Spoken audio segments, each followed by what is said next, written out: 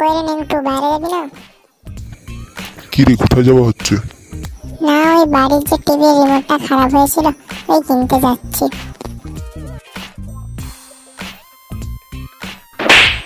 এই মারা মারলি কেন? মিথ্যা কথা বলছিস কেন? না গো বাবা, আমি যে নতুন মালটা পটিয়েছিলাম না, তার সাথে দেখা করতে যাচ্ছি। তাহলে বেটা গুড লাক, সফল হোস যেন এই কাজটায়। থ্যাংক ইউ বাবা। এসব মানে তুমি কিছু মনে হচ্ছে না?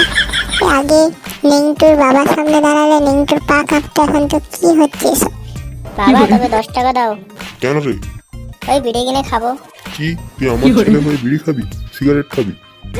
আমার টাকাগুলোর তো গাড় মারতে হবে। ঠিক আছে না নেংটু, চল তবে দেরি হচ্ছে। তাহলে না একটু শোন, আসার সময় 2 বোতল বাংলালি আসবি, বাপ বেটা দুজনে বসে খাবো। ঠিক আছে বাবা, আমার মনে থাকবে। লেচো। আর বাবু শোন, এ তেরি। যা করিস করিস, কিন্তু বিয়ে করিস না। হ্যাঁ বাবা, আমি তোমার দেখে মেয়ের সাথেই বিয়ে করব। ঠিক আছে বেটা, গুড লাক। যাই তবে এবার। লেগে পেছ নেংটু। আচ্ছা শোন, তুই ফার্স্টে তোর বাবার সামনে দাঁড়ালে তোর গায়ে কাঁপতো, এখন কিছুই হচ্ছে না, এর মানে আমি কিছু বুঝতে পারছি না। আরে তুই বুঝবি না এটা।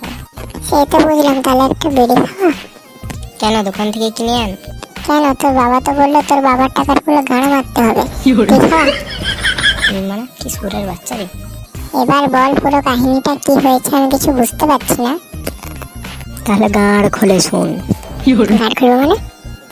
না মানে কান খুলে শোন। তাহলে শোন।